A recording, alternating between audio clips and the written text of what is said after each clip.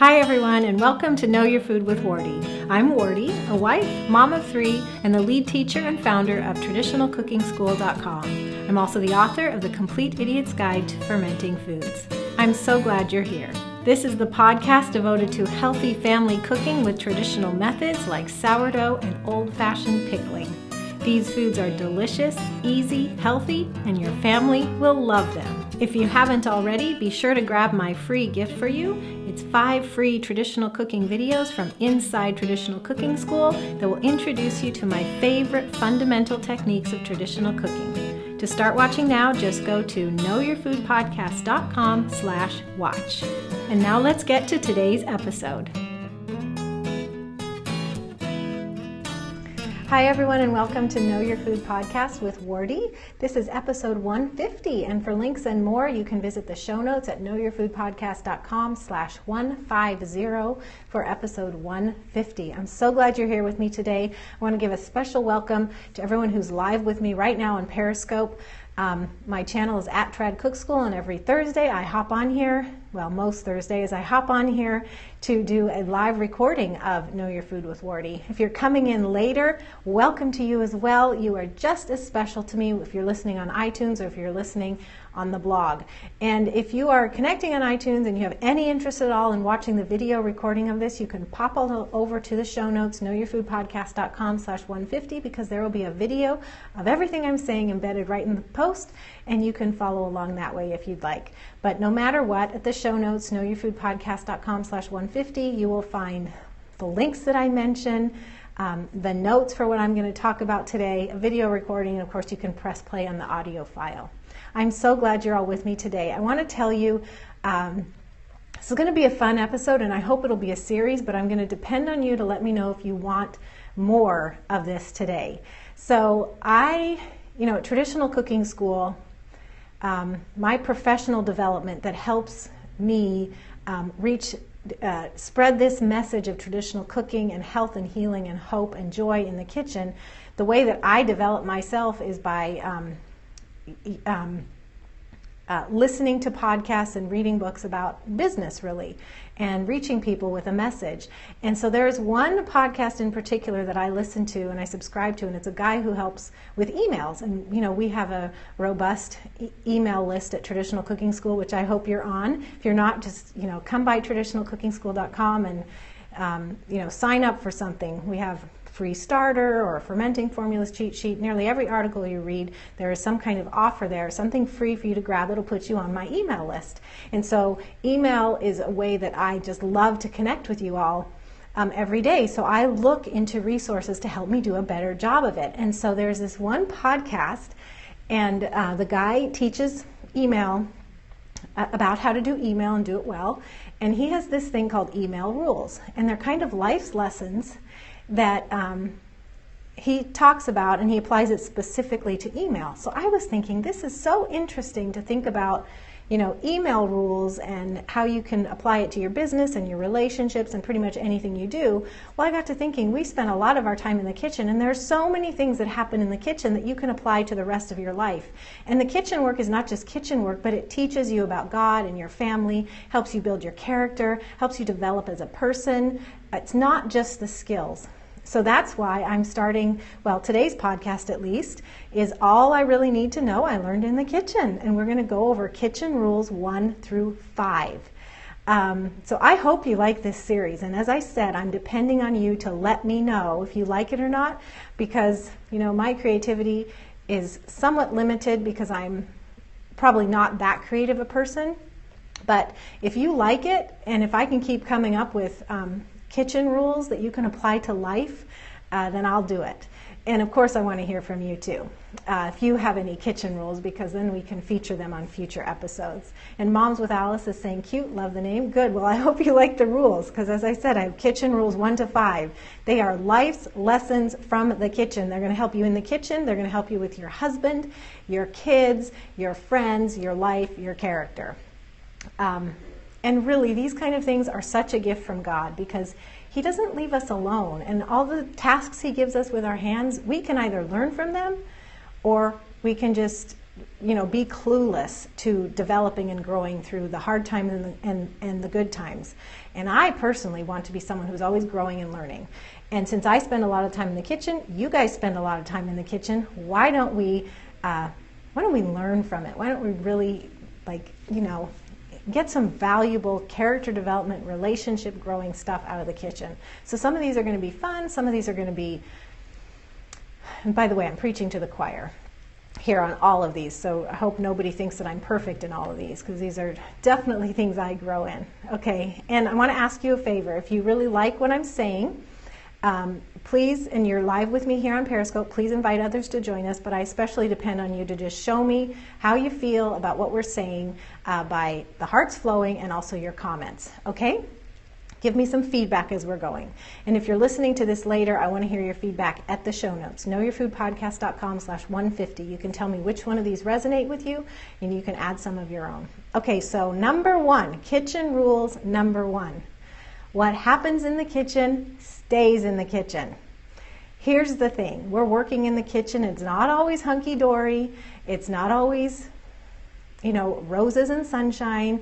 We have stresses. We have failures. We have people that are not happy with what we're making because we are serving a family. And so, there's complaints and there's mistakes of our own. And so this is something I have really learned. What happens in the kitchen stays in the kitchen. In other words, don't let those downs mostly affect the rest of your life and the rest of your day. Don't let them carry into your relationships with your spouse or your kids. Don't let them, as much as you can, don't let them affect, anything else that's going on. Just let it stay in the kitchen. Put it to bed. It's just like if you have ups and downs at work or ups and downs with your spouse. You can carry those on your shoulders as resentments that can cloud your judgment, cloud your relationship, cloud the way you feel about other things. So whatever obstacles you encounter in the kitchen, just leave them in the kitchen. Even if your kitchen doesn't have a door on it, when you leave the kitchen, pretend it's like a closed door and you're just closing that. If you've had a particular challenge, you're just closing that and you're starting fresh. Okay, so what happens in the kitchen stays in the kitchen. And it's really true for the negatives. It's not true for the positives. If you have great experiences that lift you up and make you feel good, feel free to carry those with you out of the kitchen. All right, number two. I'm actually doing the ones that are slightly negative first, so I can end on a good note. And thank you. In the comments, Patterson Mommy is saying her husband just walked in, heard the lesson, and laughed out loud. I really like rule 1. Sounds good. Don't carry bad mood. Yes, and you can learn this really with anything, but it happens a lot in the kitchen. We've had some bad days, haven't we? All right, number 2. You can't please everyone. This is a little bit related, but I want to take it further. So if your family doesn't like what's being served, you may have a picky eater in your family, you may have someone that's very hard to please, you just may have the occasional, this is not good, Mom, or whatnot. So no matter what, if they don't like what's being served, they wish it could be done differently, that's okay. It's bound to be that way. So just recognize you cannot please everyone. Don't take it to heart and blame yourself. Just that's the way it is. And also know that you can put some boundaries on it, really. They're not going to starve. And you don't need to cook 5 different meals to please all 5 people in your family. We're not perfect. We're not perfect cooks, so we're not going to please them all the time, every time. So if they don't want it, don't carry a grudge and take it personally that they don't want it. Let them not want it, and they can fix something of their own. They can go without that meal. They're not going to starve. But you don't need to take it personally, and you don't need to hold yourself up on this high pedestal of it has to be perfect every time. It does not have to be perfect every time. And here's the thing. Let's say it was possible for you to be perfect every time. Let's say you never made a mistake in the kitchen. You never burned anything. Your dough was never doughy inside. You're perfect. Well, guess what? You're still not going to please everyone because there's no accounting for taste. You cannot be perfect and expect that everybody's going to like it. So that was tip number 2. Own it, feel it the next time people are not happy. Your spouse or your children are not happy with what you cook, whether they're young or whether they're old. Know that you can't please everyone. That's just the way it is. And in fact, if you Moms with Alice is saying, I just say, oops. I think that's what you're saying. In fact, if you go in knowing that you can't please everyone, why don't you Why don't you just, feel that kind of liberty of, you just expect it. Expect that they're not going to like it, and own it. And it's not that you're going to try to do things that they don't like, but it's just not so hard when they do. In the comments, I believe that was Moms with Alice, but I may have forgotten or not caught it correctly, but she says her husband just tells the kids, there's the peanut butter jar, if they don't like something. Exactly. If you don't like it, fix your own or don't eat. All right, number 3. You are the mom, not the maid.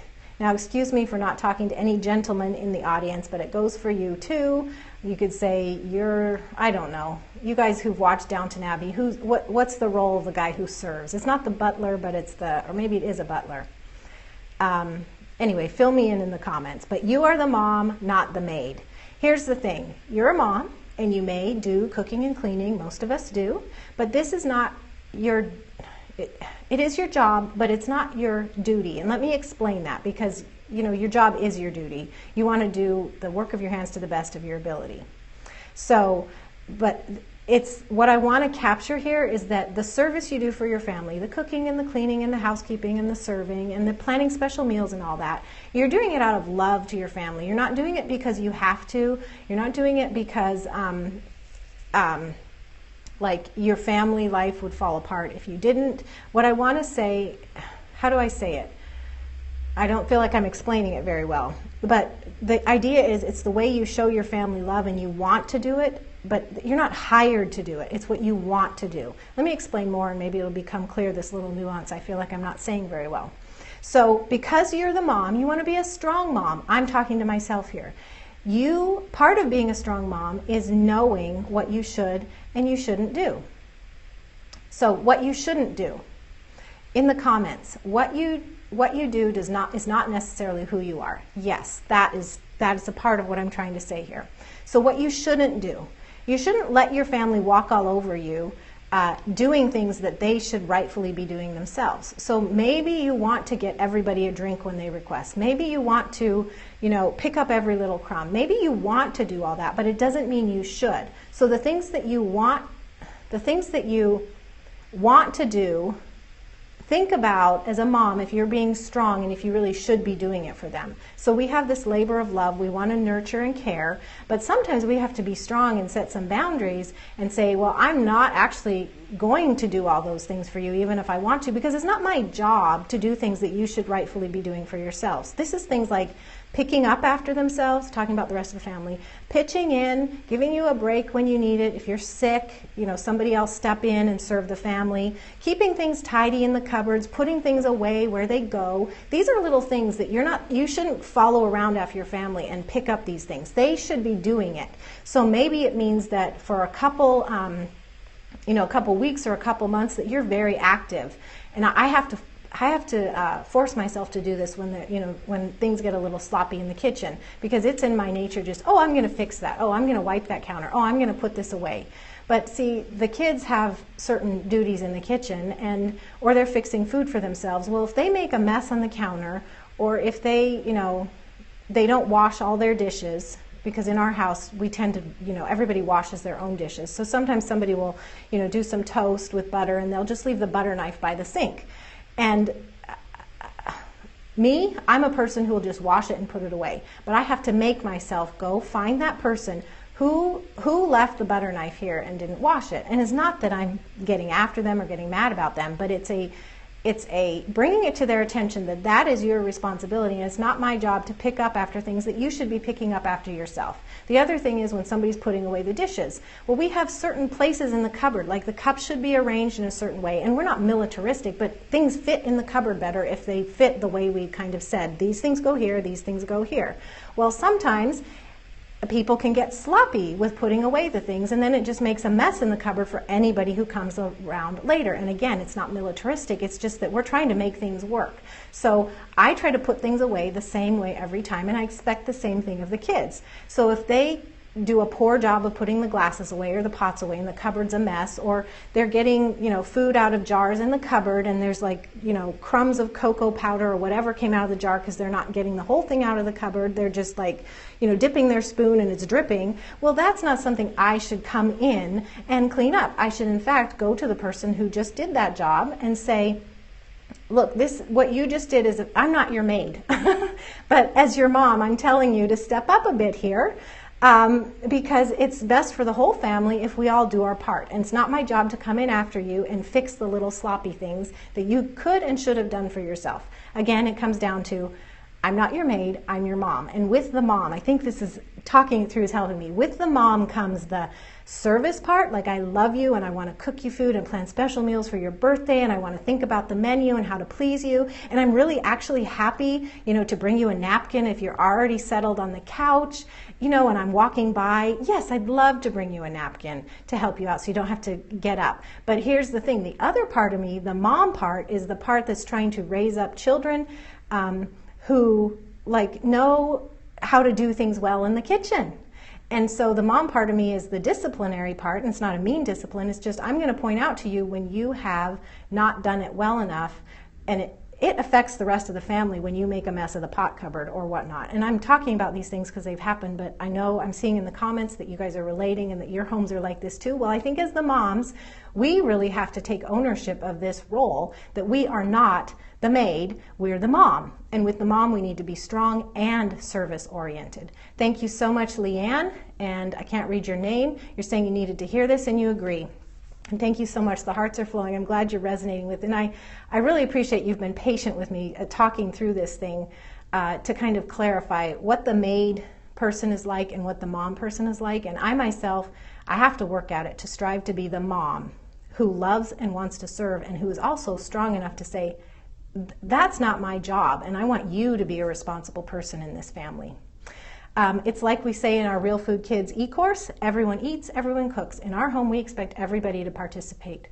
Now, I'm in charge of the kitchen, but I want them to participate. Moms with Alice is saying, you're not doing them any favors by not letting them learn the correct behavior. Yes, exactly. In fact, we're hurting them by not teaching them the correct behavior.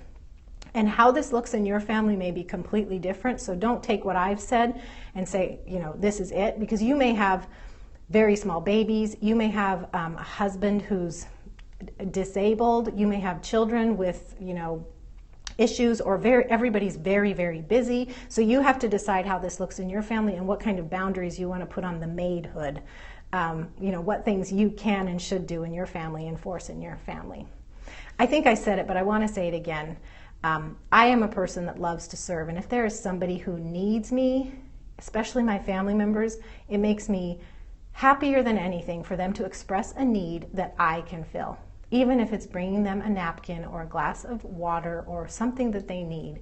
I actually love it when they ask me to help, and I love to help them. So don't let this rule cloud that aspect of your personality if you have that, because that's a beautiful thing, to want to serve and love your family, and we do want to nurture that. I think it's just healthy boundaries. And in the comments, you guys are saying this word. I've seen it several times come up, boundaries. This is a boundaries thing. Sandy is asking, does this apply to hubby as well? Well, you have to work that out with your hubby, because I think there's dynamics for every relationship, and I'm talking in general about mom here, and I think specifically I feel comfortable giving advice with children because the role between mom and children is pretty clear. It's less clear between husband and wife. But certainly, there are things that come up between husbands and wives where it's within the realm of a healthy relationship to set some boundaries. The other day I read an article about a woman who got in a car accident and was not able to cook anymore. And they had a challenge in their relationship because her husband expected her to cook. And this was actually in an advice column, a marriage advice column. And so the advice was given that to just communicate with the family and say, look, I'm hurt and I need so much time to recover from this car accident. I am not able to cook. So here are the things that need to be done. And this was a conversation with the husband and the kids. Here are the things that need to be done. Between you guys, decide who wants to do what. And I'm here to give you advice and tell you how to do things if you need help. So that's just one example of how it could work. with a husband and wife, but again, I do want to stay away from that particular dynamic because I think it's so personal to your beliefs about the relationship and the personality of the husband and wife and whatnot. Having said that, I think every husband, every wife has a way to, set boundaries and not be a doormat for the other person. So I think I'll leave it at that. Okay, so communication is key, says Moms with Alice. Exactly. So kitchen rule number 4, cultivate the habit of thankfulness. So here's one thing I want to tell you about my husband. This is one thing that he does, and I've noticed it recently, and he told me that he decided a while back to do this. He just decided this was important to do, and he's been doing it. I really appreciate it. He says thank you, and he says thank you for the smallest things. So like if, if I bring him his floss and toothpick after he's done eating because I'm up in the kitchen anyway and I know he needs that at the end of his meal and he's sitting down, if I bring that to him, he says thank you. If I pour his tea, he says thank you. If I gather up his plate and silverware, he says thank you. He says thank you for everything that I don't know, I think he does it with all the kids too, but I've noticed it especially with me. He has made a point to say thank you about anything I do for him. You know how much that blesses me? It's huge, and it's really, I feel like I'm a thankful person, and I've generally thanked people all my life, but what I've realized is that to really go the extra mile with cultivating a habit of thankfulness, you have to do more than you naturally do even. I mean, you have to pursue it kind of like my husband did. So I've learned from him, and I've become more thankful myself by watching how he has given thanks to me. Now, you may not have, everyone has different lessons. So if your kids or your husband haven't learned that particular lesson, it doesn't mean you can't yourself cultivate the habit of thankfulness. You could be the one to decide, I am going to thank everyone who helps me in the kitchen or comes to the table with a smile or whatever. I'm going to thank everyone for anything. Okay, not to get too extreme, but anything that stands out. Actually, not even anything that stands out. You could have a sourpuss helping you in the kitchen because they have to, and you thank them, and it melts them and warms them up. So cultivate that. And if there's somebody in your life who does it, pay attention to that, learn for it, or you be the one to decide to do it. Do you say thank you when your children help you in the kitchen? Do you show appreciation so they know it was worth it and meant a lot to you and they're more willing to do it next time? I've also found that when someone thanks me, like my husband does, if I'm energetic, more energetic than I feel or I normally would be in my return of, it was my pleasure or I'm happy to do it, then the exchange is a big blessing to both of us, and it affirms the love and the care on both sides, not just one. So, and if you're the one who's deciding to cultivate the thankfulness and you're beginning to give thanks to the people in your life who touch you and help you and participate, it may take a while to warm them up, but I have a feeling that 99% of the time they are going to warm up and soften and smile more, and that pretty soon it just flows. It just affects people. It can't help but affect people. It's like God's love. It's very hard to be unaffected and softened by love. I mean, what is the phrase? Love, I can't think of it, but love, you guys help me out. But love is the thing. Love crosses barriers. Love overcomes frowns. Love melts away ice. Love is just like the most beautiful thing in the world. Okay, number 5, this is the last. Love never fails. Thank you. Why was that blocking? Why couldn't I think of that? But that's exactly it. Love never fails. Love is the most active, wonderful thing you can do. And so here we are in the kitchen serving, and if people are coming your way, thank them. So that was number 4. Cultivate the habit of thankfulness. So now number 5, and this is our last kitchen rules of all I really need to know I learned in the kitchen. So number 5 is kind of a fun one. Kiss the cook. It's related to number 4. Now, I was thinking kiss the cook, and I looked up the history of kiss the cook. Like, how did we get this phrase anyway? And, because today we see it on barbecue aprons, right? There's the guy on the barbecue and he's wearing the apron, kiss the cook, and it was probably a gift from his wife or his mom or, somebody. Well, the phrase, dates back to 1800s or earlier, and there's, some kind of deranged stories behind it. You can look it up yourself. You can Google it. Some of the stories are not actually that pleasant. But anyway, we have this phrase, kiss the cook. And I like it too, even though it has some, deranged stories behind it. So anyway, we have this phrase, kiss the cook. And what I want to say in the comments, hope for good, depends who you're cooking for. Yeah, totally. You don't want to kiss every cook. And you don't want everybody to kiss you when you're the cook. But here's the thing. We're in families, loving relationships. And how this plays out is different depending on the relationship. And what I want to say in this kitchen rule is I don't think it applies just to men who like to barbecue. It applies to anyone, even you, if you're the one doing the cooking, which I think probably most of us here on this podcast are the cooks in the family. Relationships are really important, and they can either, even in the kitchen, our relationships can be built. Even in the kitchen, relationships can be ignored. Let's not waste the time in the kitchen and think that, because I'm cooking, it's not the time for other layers of life to be happening, such as our relationships and our love. So I think lots more kissing should go on in the kitchen. This is related to number 4, like I said, but it's more active. So number 4 was to cultivate a spirit of thankfulness. Well, number 5 is actually to be active about that love, and that is through kissing. Or, depending on the relationship, it might be your children, and it's an active hug of appreciation and love. If it's your spouse, yes, a kiss. Now, if the cook isn't you and the cook is in the kitchen and they're actually really stressed out and they're juggling a lot of things, maybe they won't want to be kissed and you save it for later. So, there's a personal dynamic there. Or if you're the cook and you are stressed out and you don't want anybody touching you or kissing you, maybe it happens later. But the point is, kiss the cook. More kissing should happen in the kitchen. It's an appreciation with an action attached to it. So you've got a smile, happiness, you've got thanks, and then you're reaching out, touching, a hug or a kiss of appreciation between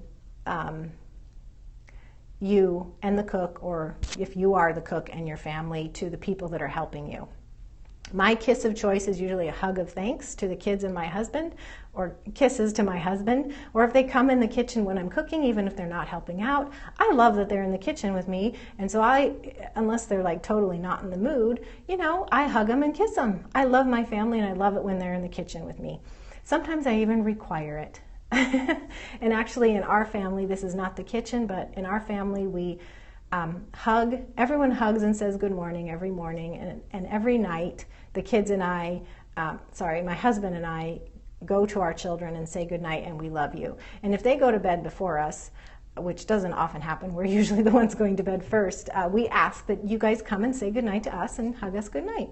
It's not a forced thing, but we just decided it was important in our family that we show love that way, to just touch base morning and night at least. And of course we're nearly together all the time, but it's that action to show somebody you love them. So that was number 5, kiss the cook, because the kitchen can be fun. And I encourage you to bring your life and your loves in there. Don't make the kitchen separate from living and loving. You want to grow in love rather than stop.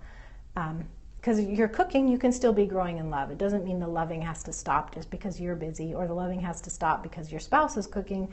Just keep it going. Be active in love. And of course, this is in addition to, the very act of cooking can be a loving, serving thing. So I'm talking about doing more things than the actual hands-on of cooking. And I see in the comments someone saying usually alone in the kitchen. Well, if there's a way for you to fix that, I hope that you can. Maybe it just starts with praying about it.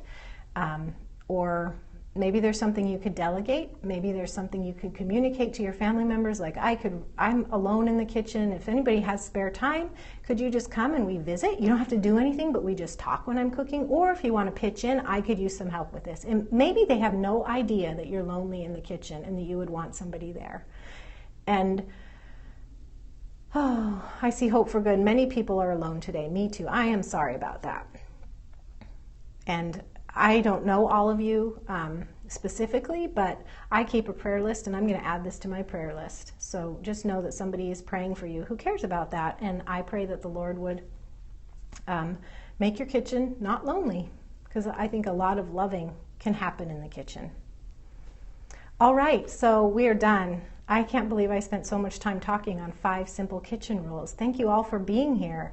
Do you guys have anything to add before we wrap up?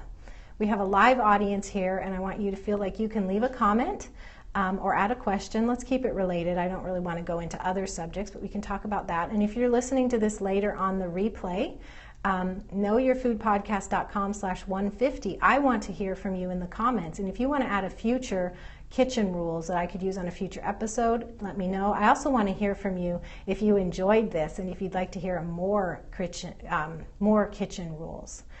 Thank you in the comments, everyone who's saying it was great and you appreciated it. Well, I'm glad you did, because it's kind of a departure, isn't it? But it was fun for me to think of and do, and I really appreciate that you're all here. So that's a wrap. knowyourfoodpodcast.com/150. You guys are so encouraging. I will see you at the show notes. God bless you. And remember, I am praying for those of you who are lonely in the kitchen. As soon as I press stop here, I'm going to add it to my prayer list and pray for you each morning as I do. God bless you all. Bye-bye. Thank you so much for joining me today. I hope you'll come back again soon. Here's what you can do next. You can visit the show notes for this episode to get links and more resources about today's topic. Just visit knowyourfoodpodcast.com/ and then without a space, type in the number of today's episode. You can stop by knowyourfoodpodcast.com/watch to get 5 free traditional cooking videos from me. It's a gift. And finally, you can subscribe to this podcast on iTunes, the podcast app, or Stitcher. If you're on a mobile device, just search for Know Your Food with Wardee right in the app. If you're on a desktop or laptop, just go to knowyourfoodpodcast.com/iTunes right in your browser. And while you're there, please leave a rating or review. I love to get your comments, and your feedback makes it much more likely that others who are interested in traditional cooking will find my podcast too. Thanks so much. God bless you, and I'll see you again soon.